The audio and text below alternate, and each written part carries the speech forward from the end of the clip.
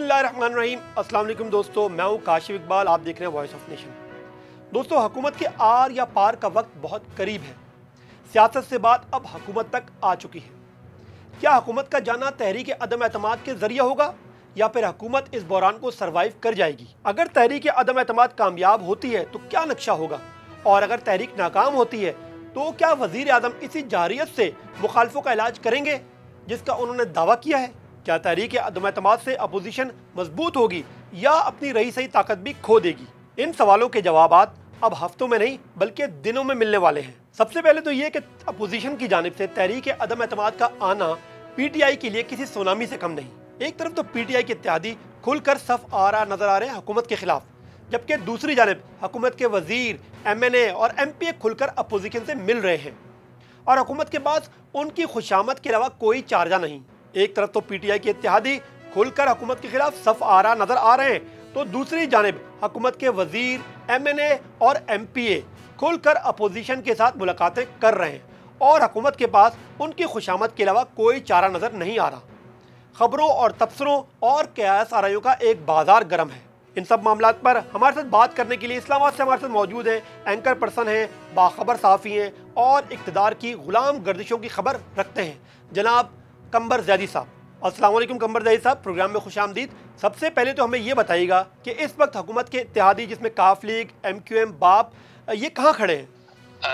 बहुत बहुत शुक्रिया मुझे प्रोग्राम में लेने के लिए। देखिए, ये बड़ा नाजुक मरहला है और जो अभी सूरत हाल बताई जा रही है PMLQ की, काफ लीग की, एक बड़ा फैसला कुन इजलास कल भी हुआ जिसमें कोशिश ये थी कि काफ लीग की जानिब से कि हम एंड तक इसको डिले करें और जब तक आखिरी दिन नहीं आता, जब तक डिसाइड नहीं हो जाता कि असल में आपको पता है काफ लीग और MQM ये वो जमातें हैं जो इशारों पे चलती थी और ये वो जमातें हैं जो जब इशारा आता था तो उस पर अमल दरामद करती थी। लेकिन इस दफा आपको पता है कि तमाम मामलात न्यूट्रल है।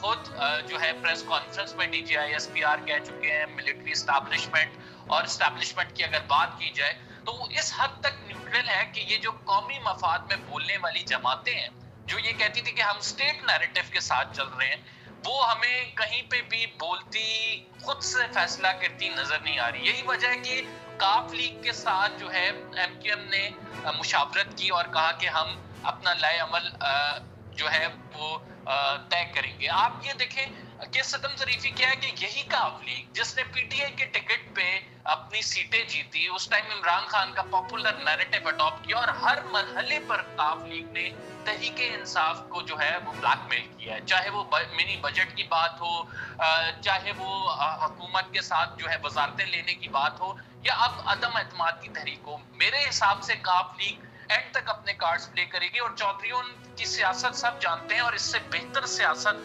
मेरा ख्याल से लेन देन की नहीं हो सकती। इसकी वजह यह है कि ये चौधरी बिरादरान है जिन्होंने मुस्लिम लीग नून अपने जो राइवल थे, जिनमें आपको पता है कि काफ लीग को बीबी मोहतरमा शहीद की शहादत के बाद काफ लीग का गया सरदारी ने, अब वही सरदारी चलकर काफ लीग के परवेज इलाही की जानिब गए।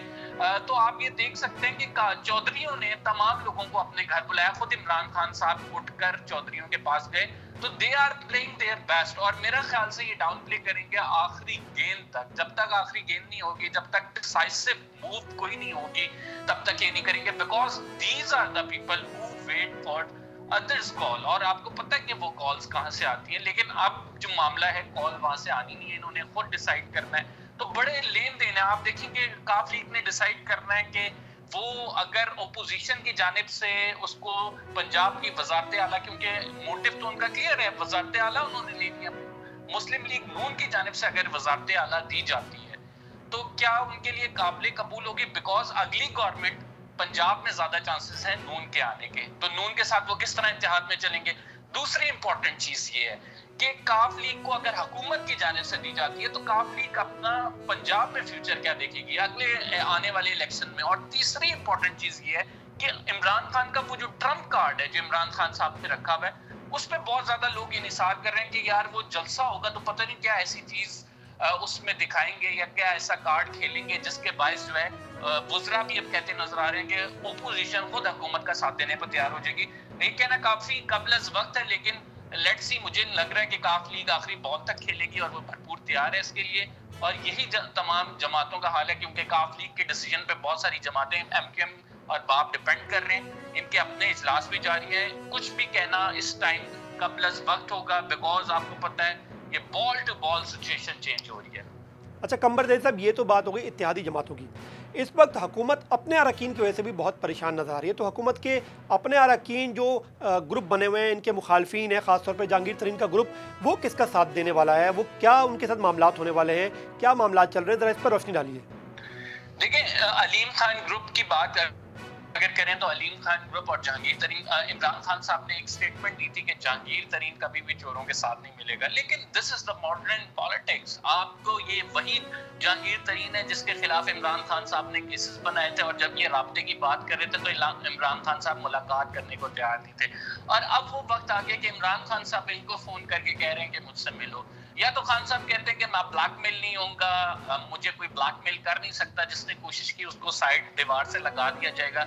आपको याद होगा कि कोयटा में वाकया हुआ था जिसमें मय्यतें रख के जो है हजारा बिरादरी एहतजाज कर रही थी, और खान साहब ने कहा था मैं ब्लैकमेल नहीं होऊंगा मय्यतों से। अब खान साहब इतना ब्लैकमेल हो गए कि एक वजीर आजम खुद चल के MQM हैदराबाद तक जा रहा है, एक वजीर आजम खुद चल के चौधरियों की चौखट पे आ रहे हैं, एक वजीर आजम खुद चल के अपने इत्तेहादियों को मनाने की कोशिश कर रहे हैं। ना सिर्फ इत्तेहादी बल्कि अलीम खान साहब को कॉल कर रहे हैं। ये वही लोग हैं जिनको इमरान खान साहब कहते थे कि यार मैं माफिया के खिलाफ जंग करूंगा। आज हम अलीम खान क्या माफिया नहीं रहा, आज जहांगीर तरीन क्या माफिया नहीं रहा।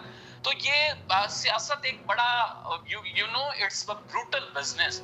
तो अगर बात की जाए अलीम खान और जहांगीर खान तरीन ग्रुप की, तो इसमें they are making the decisions right now कि किसके साथ बेहतरी है, क्योंकि मुस्लिम लीग नून की जानिब से उनको बड़ी लुक्रेटिव ऑफर्स हैं। उनको कहा जा रहा है कि आपके जो पूरा ग्रुप है इसको, बिकॉज नून ने पंजाब में ज्यादा चांसेस है, इनको टिकट्स देंगे MPAs के, MNAs के, तो कहीं सीट एडजस्टमेंट की बातें की जा रही हैं, जो कि तमाम अरकान अलीम खान और जहांगीर तरीन ग्रुप के उस पर काफी रजामंद नजर आते हैं। लेकिन इसके बावजूद जो इमरान खान से उनकी दोस्ती है, इमरान खान से उनका एक आपको पता है कि एक साथ रहा हुआ है, तो क्या वो उस साथ को देखेंगे, क्या वो इमरान खान की तरफ जाएंगे? काफी वुज़रा जैसे चौधरी फवाद हुसैन ने मुलाकात की, वो ये कहते हैं कि हम जो है इस we will break the size, हम इसको तोड़ने में कामयाब हो जाएंगे, बिकॉज बार बार कहा जा रहा है कि एक ऐसा कार्ड हमारे पास मौजूद है जो कि सिचुएशन चेंज कर देगा। क्या वो ऑडियो टेप्स और वीडियो टेप्स की सूरत में होगा? क्या किसी आला शख्सियत की वो ऑडियो टेप्स जलसे में लीक की जाएंगी? This is a question. हमारे पास कुछ इंफॉर्मेशन है जिसकी बुनियाद पर हम आपको ये फैक्ट्स बता रहे हैं। अच्छा कमर ज़ैद साहब, ये बताइएगा, तो अभी सिचुएशन तो बहुत ही वर्स्ट नज़र आ रही है हुकूमत के खिलाफ, तो आप क्या समझते हैं कि क्या हुकूमत के खिलाफ तहरीक अदम एतमाद कामयाब हो जाएगी या हो सकती है, और दूसरी सूरत में या क्या इमरान खान जो है वो सरवाइव कर जाएंगे इस बार भी? यार मेरी अपनी रीडिंग है कि हुकूमत शायद इस बहरान को सरवाइव कर जाए, because Imran Khan is quite confident about it. अगर इत्तेहादी, ये बहुत ज्यादा डिपेंडेंट है इत्तेहादियों पे, इत्तेहादी अगर ओपोजिशन का साथ देते हैं तो किसी सूरत नहीं कर सकते, बिकॉज वो हमारे सामने रियलिटी है कि हुकूमत ने फिर ओपोजिशन ने फिर कहा कि उनके 200 से ज्यादा वोट हो जाएंगे और एक बड़ा डिफिकल्ट इमरान खान के लिए भी सिनेरियो बन जाएगा। लेकिन अगर इत्तेहादियों ने इमरान खान की जो है अपना पलड़ा इमरान खान की तरफ कर दिया, तो आप ये कह सकते हैं कि ओपोजिशन को शिकस्त होगी। बड़ी टफ ओपोजिशन भी मुकाबला कर रही है और खान साहब अकेले इन सब पार्टीज का मुकाबला कर रहे हैं, तो ये बड़ी जबरदस्त नर्व्स की गेम चल रही है अभी कि किसकी नर्व्स ज्यादा स्ट्रांग है, वो सरवाइव करेगा। मेरी अपनी रीडिंग ये है कि खान साहब शायद इस जो आखिरी धचका है उनकी हुकूमत को, 4 साल हो गए, इसको सरवाइव कर जाए, और इसको सरवाइव करने के बाद एक ओपोजिशन के लिए वो नाइटमेयर, एक डरावना ख्वाब बन के सामने आएंगे। लेकिन अगर इसको सरवाइव नहीं करते तो वो कौमी हुकूमत का वो प्लान जो हम 2-1 साल से डिबेट्स में भी सुन रहे हैं कि एक कौमी हुकूमत बनाई जाएगी, स्क्रिप्ट के मुताबिक काम होगा, तो वो हमें देखने को आ सकता है। लेकिन आप देखें उसमें अगेन बड़ी मुश्किलात हैं, तमाम पार्टियों ने रूल करना है। कुछ फिगर्स हमारे सामने, कुछ फैक्ट्स आए हैं जिसमें बताया जा रहा है कि शहबाज शरीफ वजीर आजम होंगे, जरदारी साहब उसमें सदर मुमकिन तौर पर हो सकते हैं। उस सेटअप में जो है MQM को वजारतें दी जा सकती हैं सिंध में। इसके साथ जो है बाप पार्टी को, बलूचिस्तान का वजीर आला बाप पार्टी से किसी को लगाया जा सकता है। KP का जो सेटअप है उसमें PTI ही रहेगी, और जो पंजाब का सेटअप है इसमें चौधरी बिरादरान को शामिल किया जा सकता है। तो कुछ सेटअप तो इन्होंने अबूरी तौर पर तैयार किया है, इन पार्टीज की अपनी अंडरस्टैंडिंग है अगर इत्तेहादी शामिल हो जाते हैं। लेकिन इसके बावजूद द बिग चैलेंजेस के जो हमारे मुल्क में मेजर प्लेयर्स हैं, आपको पता है कि उनके बगैर कुछ नहीं होता। इस मुल्क में चिड़िया भी पर नहीं मार सकती अगर वो ना हो तो। वो किस तरफ जाते हैं, और ये इंस्टीट्यूशंस जो है डिसाइड करते हैं, एस्टैब्लिशमेंट डिसाइड करती है।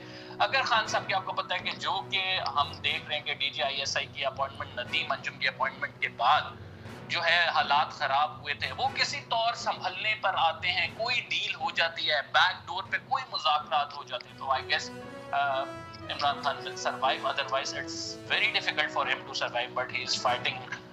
ये आपको उसको क्रेडिट देना पड़ेगा। आप जितना भी इख्तिलाफ करेंगे, वो एक बंदा 3 पार्टियों के मंजे हुए सियासतदानों से लड़ने के लिए तैयार है। अच्छा, अगर इमरान खान अपनी हुकूमत बचाने में कामयाब हो जाते हैं, इस तहरीक अदम एतमाद से सर्वाइव कर जाते हैं, तो फिर इनका अपोजिशन पार्टियों के खिलाफ रवैया कैसा होगा? वो किस तरह ट्रीट करेंगे इन्हें? जी बिल्कुल, इससे ज्यादा जहारियत मेरे जो इल्म में बात है, और जो जहां तक मैं इमरान खान साहब को समझा हूं इस अरसे में, इससे ज्यादा जहारियत से मुकाबला करेंगे। इमरान खान साहब इस तहरीक नाकाम होने के बाद मेरे ख्याल से डायरेक्ट नैब केसेस की तरफ जाएंगे। जरदारी साहब को भी गिरफ्तार किया जा सकता है। ऐसा कोई ओपोजिशन पे केसेस भी बना सकते हैं। वो बंदूक का निशिस्त का जो कहा गया है निशाने पे, उससे जो है ना आप ये बात देख सकते हैं कि बहुत ज्यादा गुस्सा है, और ये गुस्सा सियासत में पर्सनल ग्रजेस में कन्वर्ट नहीं होना चाहिए। बिकॉज जमहूरियत तो ओपोजिशन की राय को हुस्न इत्तफाक से उस पर जो है आप कह सकते हैं कि इख्तलाफ पे एतमाद होना, इख्तलाफ को जो है बर्दाश्त करना, इसी का नाम है। लेकिन खान साहब की ये जो रविश है, इसने जमहूरियत में तल्खियां इतनी पैदा कर दी हैं कि वो लड़ाई पर्सनल एनिमिटी में कन्वर्ट हो गई। आपने बिलावल भुट्टो जरदारी की वो स्पीच सुनी जिसमें उन्होंने पर्सनल होकर खान साहब को कहा कि मैं बड़ा हो गया हूँ, जवान हो गया हूँ, और मैं अब जो है आपने बंदूक के नशिस्त में एक आम शरीफ आदमी हूँ, हमने बंदूक की सियासत कभी की नहीं है। तो ये स्टेटमेंट्स जब आती हैं, खुद वुज़रा जो है इस पर परेशान होता है। शेख रशीद को देखें, वो कहते हैं हमें मफाहमत की बात करनी चाहिए। फवाद चौधरी को देखें, वो कहते हैं कि सुलह जब हो जाए, सुलह करनी मुश्किल हो जाती है, लड़ाई करनी बहुत आसान है। ऐसी नौबत पे ना आया जाए, ऐसी जगह पर ना आया जाए जहाँ पे हमें सुलह करनी मुश्किल हो और एक दूसरे से मिल ना सकें। आमतौर पे, अमूमी तौर पे देखा जाता है कि सियासतदान एक दूसरे को बुरा भला कहते हैं और रात को खाने इकट्ठे खाते हैं। लेकिन अब जो सियासत हो रही है, इसमें इतना इस हद तक पर्सनल हो गए कि मेरा ख्याल से जो एक आप कह सकते हैं जो बाइफर्केशन है, जो इसमें डिवीजन आई हुई है, वो बहुत ज़्यादा स्ट्रांग होती जा रही है वक्त के साथ, और वो तख्त बयानात की वजह से होती जा रही है। खान साहब इस टाइम हुकूमत में, वो अपोजिशन लीडर नहीं है, उनको देख के बात करनी चाहिए। अभी रिसेंटली जो हाफिजाबाद में जलसा हुआ, इसमें बहुत अच्छा खान साहब ने आखिरी 3 मिनट लिया और उसमें उन्होंने कहा कि 3 चूहे हैं, उनका मैं शिकार करूंगा। इसके अलावा वो अपनी हुकूमत की कारकर्दगी को बताते रहे। यही तरीका होना चाहिए, इसी तरह सियासत चलनी चाहिए। रवादारी सियासत का एक अहम जुज़ है, जो उसको इस हमारे मुआशरे की रवायात हैं उसको छोड़ना नहीं चाहिए। अच्छा कमरदेव साहब, आखिर में सिर्फ ये बताइएगा कि इस जो अदम एतमाद की तहरीक पेश की है अपोजिशन ने, तो इन पार्टियों पर क्या असर पड़ेगा? क्या आया नाकामी की सूरत में ये कमज़ोर हो जाएंगी, या अगर वो कामयाब भी होती हैं तो फिर उनकी पोजीशन कैसी रहेगी? देखिए, तहरीके अदम एतमाद का जो रिपरकशंस हैं ये बड़े डिसाइसिव हैं। देखें, इमरान खान की हुकूमत को आपको पता है कि एक फजा बनी हुई थी इमरान खान की हुकूमत के, भाई इन्होंने महंगाई कर दी, ये लोगों को बचा नहीं सके, इन्होंने जो है वो ग्लोबल इन्फ्लेशन की भी बयानियां रद्द कर दिया था। इसके साथ उन्होंने कहा कि मईशत इनसे संभली नहीं, कोई एडमिनिस्ट्रेटिवली सही तरह काम नहीं कर सके। वो बयानिए को कहीं ना कहीं जरूर दचका लगेगा अगर इमरान खान जो है वो पावर में दोबारा ये सरवाइव कर जाते हैं, और उसके बाद आपको पता है आखिरी साल के लिए फंड्स भी रखे जाते हैं, डिलीवरेंस भी होती है। तो मेरा ख्याल से ये गेम चेंजिंग होगा। ये जो तरीके अदम एतमाद है, इससे लूज बहुत कर सकती है ओपोजिशन। लेकिन ऑन द अदर हैंड अगर कामयाब हो जाते हैं तो मैं ये देख रहा हूँ कि इमरान खान साहब के लिए फिर भी एक बहुत अच्छा मौका है, सियासी शहीद बन जाएंगे वो एक तरह से, और एक तरह से इस तरह बनेंगे कि इमरान खान एक तरह से अपना बयानिया बनाने में कामयाब हो गए कि उनको निकालने के लिए बाहर से साजिश की जा रही है, यूरोपीय यूनियन साजिश कर रहा है, उनको निकालने के लिए अमेरिका साजिश कर रहा है, एब्सोल्युटली नॉट के रिपरकशंस आ रहे हैं।